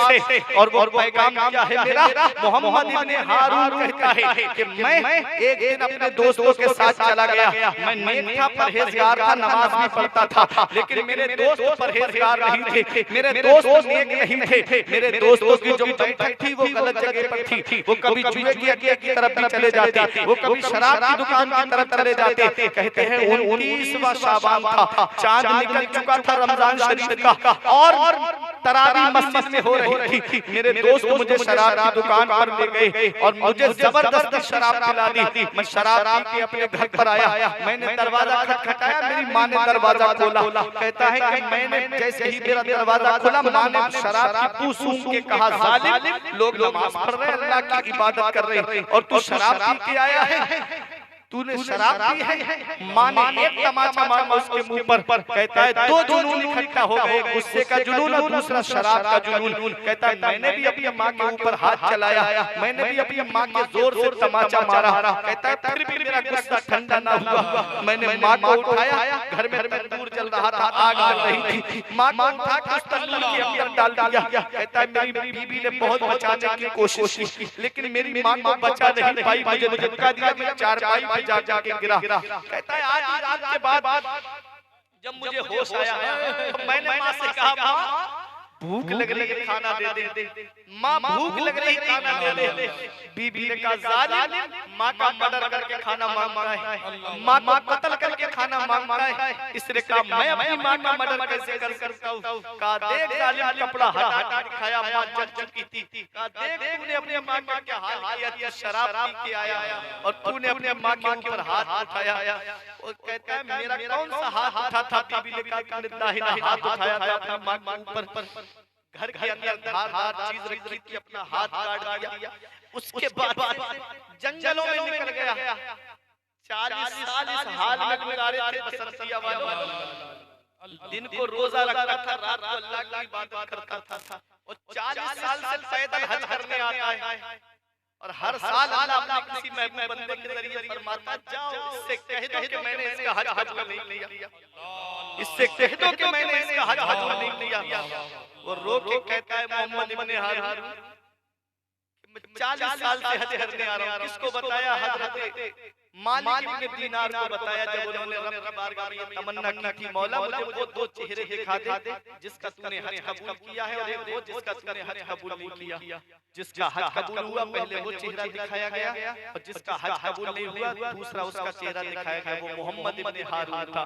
जब पहुंचे हजरत मालिक इब्ने दीनार उसके पास तो उससे पूछा कि जरा बता तेरी ऐसी कौन सी गलती है कि तेरा अल्लाह ने हज कबूल नहीं किया? उसने कहा ये पहली बार नहीं, मैं 40 साल से हज करने पैदल आ रहा हूं लेकिन मेरा हज कबूल नहीं होता।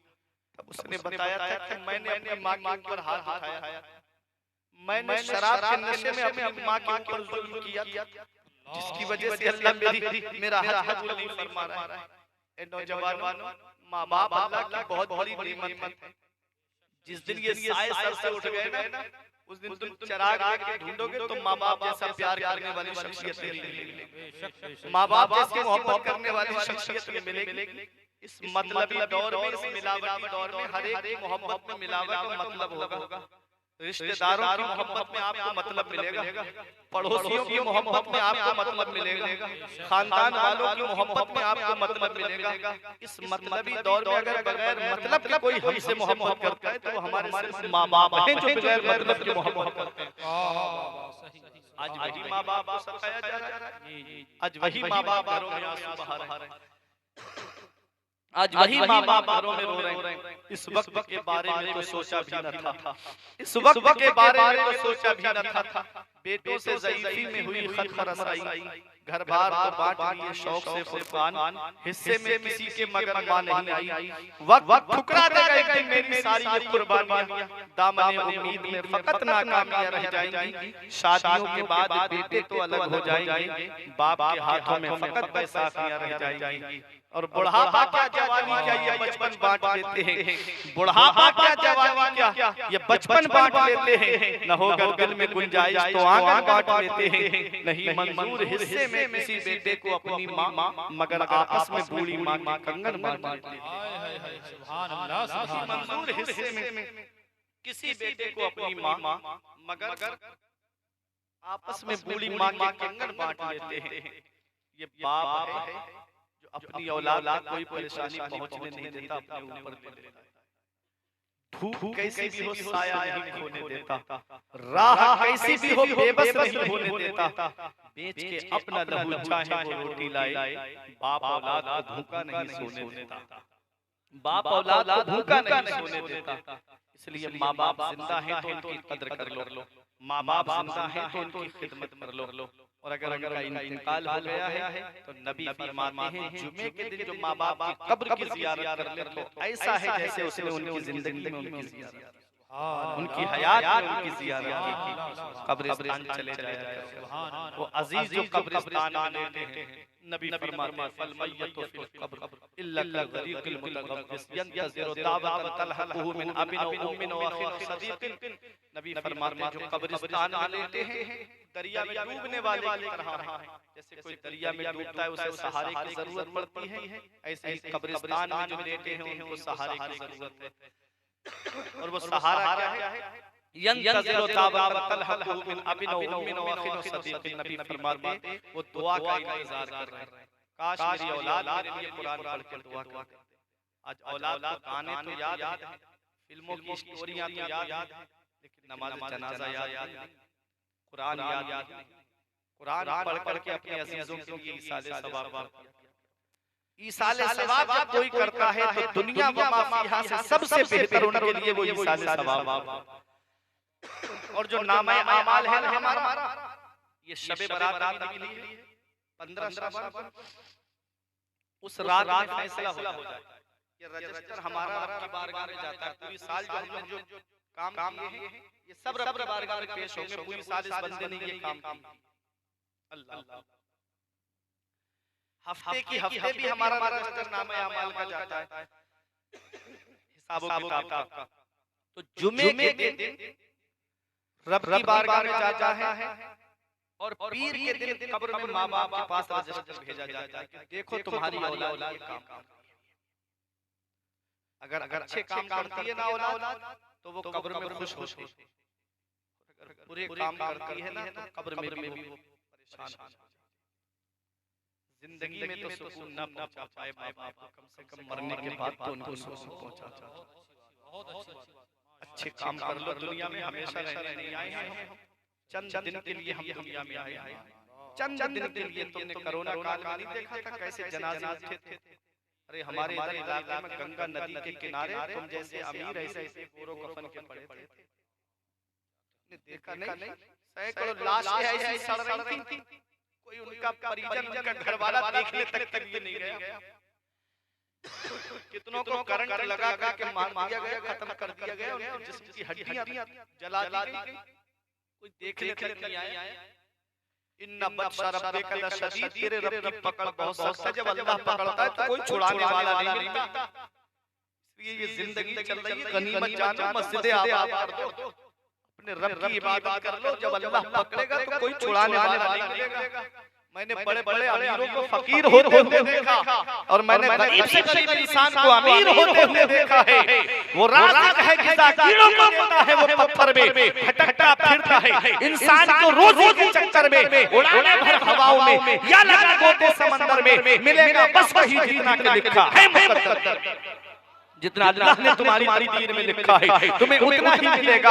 इसलिए अपने रब को राजी करके जिंदगी गुजारो, अपने रसूल को राजी करके जिंदगी गुजारो, अल्लाह की इताअत करो, रसूल की इताअत करो। व उलुल अम्रि मिनकुम, और तुम में जो उलुल अम्र है, मुफस्सिरीन किराम फरमाते हैं उलुल अम्र से मुराद उलमाए बाअमल है। बाअमल उलमा का कहना मानो, वो आलिम जो बाअमल है उसका कहना मानो। तो ये आयत करीमा जो मैंने पढ़ी, तो अब इसके तनाज़ुर में मेरी बात सुन लीजिएगा कि अपनी आखिरत को सवारो, मरने के बाद की फिक्र करो, क्योंकि भरोसा नहीं है जिस औलाद को आज हमसे बात करने की फुर्सत नहीं है, वो क्या हमारी कब्र पे जाकर के कुरान पढ़ेगी, वो क्या हमारे लिए ईसाले सवाब करेगी। इसलिए ऐ मेरे बुजुर्गों एक पैगाम है, इल्मी साहब ने जो फरमाया, पढ़ के तू कुरान को अब जमा कर ले कुछ सवाब, पढ़ के तू कुरान को अब जमा कर ले कुछ सवाब, कब्र पर फिर कौन आए फातिहा के वास्ते, काम वो कर ले प्यारे जिसके 22 कब्र में बाबे रिजवा से खुले खिड़की हवा के वास्ते, काम दोज़ख के किए जन्नत का है उम्मीदवार, कसरे जन्नत तो बना है बारसा के वास्ते। बड़े बड़े गुनाह,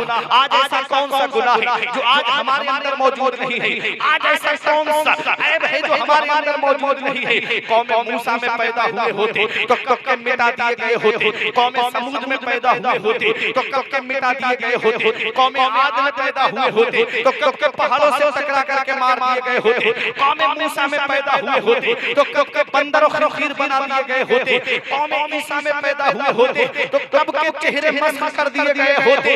ये सदका है मदीने वाले मुस्तफा का, ये अतिया है मदीने वाले मुस्तफा का कि जब नबी की आमद हुई अल्लाह ने कुरान में फरमाया महबूब अल्लाह की शान नहीं है कि अल्लाह उस कौम को अज़ाब दे जिसमें आप तशरीफ फरमा हो। नबी के सदक़े में अज़ाब उठा लिया गया, नबी के सदक़े में हमारे गुनाहों पे पर्दा डाल दिया गया, वरना ऐसा कौन सा गुनाह है। अरे कौम मूसा में अगर कोई गुनाह करता था तो सुबह को उठता पेशानी पे लिखा होता था रात इसने शराब पी है, रात इसने ये गुनाह किया है, रात इसने ये गुनाह किया है। कभी सोचा तुमने हम रातों में गुनाह करते लेकिन हमारे गुनाहों पे पर्दा पड़ा हुआ है, हमारे ऐबों पे पर्दा पड़ा हुआ है।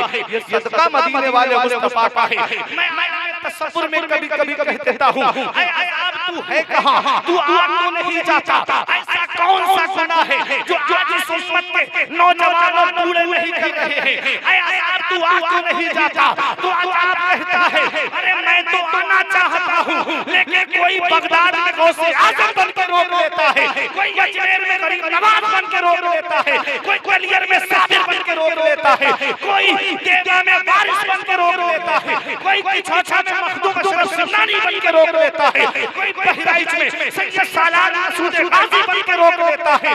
अरे तो कोई मौलूसा में मुजाहिद मिल्लत बन के रोक लेता है, तो कोई पसंदिया में बड़े खान बन के रोक लेता है। वाह वाह वाह, नारे तकबीर, नारे तकबीर, नारे रिसालत के सदक़े में बच गए, इन वलियों के आस्थानों की वजह से बच गए। वरना सुनो अल्लाह ने जमीन को पानी पे पैदा किया तो पानी जमीन हिलने लगी, तो अल्लाह ने पहाड़ों को पैदा किया। तुम्हें पता है ये मज़ार क्यों बनाए गए? जब इंसान की सहूलत के लिए अल्लाह ने जमीन को पैदा फरमाया, पानी के ऊपर जमीन हिलने लगी तो अल्लाह ने पहाड़ों की मेखों को पैदा फरमाया। और जब हमारे गुनाहों की वजह से कहीं ये जमीन फट न जाए तो अल्लाह ने मज़ारों के सदक़े में बच गए। बड़े बड़े अज़ाब हैं वो इनके सदक़े में टल जाते हैं, इन आस्थानों की वजह से, इन अल्लाह वालों की वजह से, इन अल्लाह वालों के आस्थानों की वजह से बहुत सारे अज़ाब हमारे ऊपर से टल जाते हैं। इसीलिए कहता हूँ ऐसी बुलंदियों की मीनारों पे जाइए, उठकर ज़मीन से चांद सितारों पे जाइए, अज़मत जो चाहते हो मेरा मशवरा सुनो, अल्लाह के वली के मज़ारों पे। मज़ारों पे जाने से आपका फायदा है। बता दूं एक हदीस पाक में, बता दूं टाइम है आपके पास? 2 मिनट में समेट दूंगा बात, लंबी नहीं ले जाऊंगा। एक हदीस पाक मैंने मफ़हूम बता रहा हूं। मेरे आका हुज़ूर सल्लल्लाहु अलैहि वसल्लम से अल्लाह ने फरमाया, इसको हदीस कुदसी कहते हैं। हदीस कुदसी से कहते हैं कि फरमान खुदा का हो, रिवायत करने वाले मदीने वाले मुस्तफा। सुनो हदीस में चले जाना, सुनिए। अल्लाह फरमाता है कि लोग आपस में अपना हक लेने के लिए क्या झगड़ेंगे जो मेरे वली अपना हक लेने के लिए मुझसे झगड़ेंगे। बोलो सुभान अल्लाह। बंदा क़यामत के दिन हिसाब व किताब, कुछ का हिसाब व किताब होगा, वो फैसला सुना दिया जाएगा गुनाहों की वजह से, कुछ को जहन्नम में भेज दिया जाएगा। तो वलियों को हुक्म होगा कि तुम जन्नत में जाओ। वो कहेंगे मौला हमारे वो भाई कहाँ हैं जो हमारे साथ बैठते थे, जो हमारे साथ खाते थे, जो हमारे साथ पीते थे, जो हमसे मोहब्बत करते थे। मौला वो कहाँ हैं? तो हुक्म होगा उनको तो गुनाहों की वजह से जहन्नम में भेज दिया गया। देखो अल्लाह सब जानता है। अच्छा आग जल रही हो और उसके अंदर इंसान को डाल दिया जाए तो बताओ क्या वो उसका चेहरा नहीं जलेगा? पूरा जिस्म जल जाएगा कि नहीं जल जाएगा? लेकिन अल्लाह की शान देखो, वो जहन्नम में चले जाएंगे लेकिन आग उनके चेहरों को नहीं जलाएगी। आग चेहरों को नहीं जलाएगी, चेहरा सलामत होगा। तखने तक आग होगी, किसी की पिंडली तक, किसी की रान तक आग होगी, लेकिन चेहरा सलामत होगा। इन वलियों की शान बताने जा रहा हूं हदीस पाक की रोशनी में। चेहरा सलामत होगा। रब फरमाएगा मेरे महबूब बंदों, मेरे वलियों, जिसके दिल में एक दिरहम के बराबर ईमान हो उसको जहन्नम से निकाल के ले आओ। वो जाएंगे, हदीस पाक में है फखरुजूहु मन अरफू, निकाल लाओ जिसको तुम पहचानते। जिसको तुम पहचानते हो उसको जहन्नम से निकाल लाओ, वो जाएंगे, और जिसको पहचानेंगे जहन्नम से निकाल लाओ। फिर रब फरमाएगा आपको जाओ जन्नत, वो कहेंगे मौला अभी हमारे कुछ भाई रह गए। रब फरमाएगा जाओ जिसके दिल में आधे दिरहम के बराबर ईमान हो उसको भी जहन्नम से निकाल लाओ। वो जाएंगे, जिसको पहचानेंगे उसको जहन्नम से निकाल लाएंगे। कमेटी वालों सुनो, जिसको पहचानेंगे उसको जहन्नम से निकाल लाएंगे। फिर रब फरमाएगा आपको जाओ, कहेंगे मौला अभी कुछ रह गए। रब फरमाएगा जाओ जिसके दिल में एक जर्रे के बराबर भी ईमान हो उसको जहन्नम से निकाल के ले आओ जन्नत में। वो जाएंगे, बार बार हदीस पाक में एक लफ्ज आया है मन आरफू मन आरफू मन आरफू, जिसको पहचानेंगे उसको निकाल लाएंगे, जिसको पहचानेंगे उसको निकाल लाएंगे। इसलिए अब मैं उस्मानिया कमेटी वालों, आस्थाने पे अपने शब रोज गुजारने वालों, देखो इन आस्थानों पे हाजिरी देते रहा करो, क्योंकि बार बार आने जाने से जान पहचान बनी रहती है। आपके यहाँ पहले आए तो आपकी जान पहचान बनी हुई है, और मैं पहली बार आया इसलिए मुझे कुछ ने सुना चले गए, क्योंकि मेरी जान पहचान बनी हुई नहीं थी, मेरी जान पहचान बनी हुई नहीं थी। लेकिन अब मैं आ गया हूँ, जान पहचान बन गई है। तो अब मैं कहूँ कि आप क्यों चले गए? मौलाना हम आपको जानते ही नहीं थे, आते जाते रहा करो ताकि जान पहचान बनी रहे, आते जाते रहा करो ताकि जान पहचान बनी रहे। अब मैं बताना चाहता हूँ कि आने जाने से जान पहचान बनी रहती है। मेरे आका इरशाद फरमाते हैं कि जब मोमिन इंतकाल कर जाता है तो उसकी कब्र पर उसका कोई अजीज आता है, तो जब वो उसे सलाम करता है तो वो उसके सलाम का जवाब भी देता है, उसको पहचानता भी है, उसको पहचानता भी है। अब इन आस्थानों पे हाजिरी देते रहा करो ताकि जान पहचान बनी रहे। अगर बदकिस्मती से गुनाहों की वजह से जहन्नम चले भी गए तो हजरत बड़े खान बाबा हमको पहचान करके जहन्नम से निकाल के जन्नत में ले जाएंगे। इसलिए आते रहा करो, ऐसी बुलंदियों के मीनारों पे आइए, उठकर जमीन से चांद सितारों पे जाइए। अजमत चाहते हो मेरा मशवरा सुनो, अल्लाह के वली के मज़ारों पे या अय्युहल्लज़ीना आमनू अतीउल्लाह व अतीउर रसूल व उलिल अम्रि मिनकुम। ऐ ईमान वालों, अल्लाह का कहना मानो, रसूलुल्लाह का कहना मानो, और बाअमल उलमा का कहना मानो। बाअमल उलमा पहचान कैसे चले कि वो आलिम जो तुमको मस्जिद की तरफ ले जाए वो बाअमल है, उसका कहना मानो। वो आलिम जो जिसका वजूद तुमको नमाजी बना दे, कुरान पढ़ने वाला बना दे, वो उलमाए खैर है। और वो आलिम तुम्हें बुराई की तरफ ले जाए, वो आलिम जो तुमको फितने की तरफ लेके जाए, वो आलिम शर है, उनसे दूर हो जाओ। बाअमल उलमा का दामन पकड़ो, बाअमल उलमा के साथ रहो, ये सोबत तुम्हारे काम आएगी। बहुत सारी बातें रह गई, वक्त भी काफी हो गया। मैं दुआ करता हूँ परवरदिगार आलम की बारगाह में मेरे चर्च करने में सबसे लिसानी की वजह से या तकाज़ा बशरियत की गलती हुई हो तो मौला मुझे माफ फरमाए। अस्तगफिरुल्लाह रब्बी मिन कुल्लि ज़ंबिन व अतूबु इलैह। कलमा ये पढ़े मेरे साथ मिलकर ला इलाहा इल्लल्लाहु मुहम्मदुर रसूलुल्लाह सल्लल्लाहु अलैहि वसल्लम। ये जिंदगी सवारी इरशाद कीजिए, लम्हात जिंदगी के ना बर्बाद कीजिए। जब मकसद हयात इबादत खुदा की है, पढ़िए नमाज, मस्जिदें आबाद कीजिए। सभी के सामने एक दिन जरूर आता है, ये हुस्न फानी है लेकिन गुरूर आता है। किसी क्रीम से पाउडर से कुछ नहीं होता, नमाज पढ़ने से चेहरे पे नूर आता है। रही कली तो फूल खिलेंगे, जिंदगी बाकी रही फिर मिलेंगे। अस्सलाम।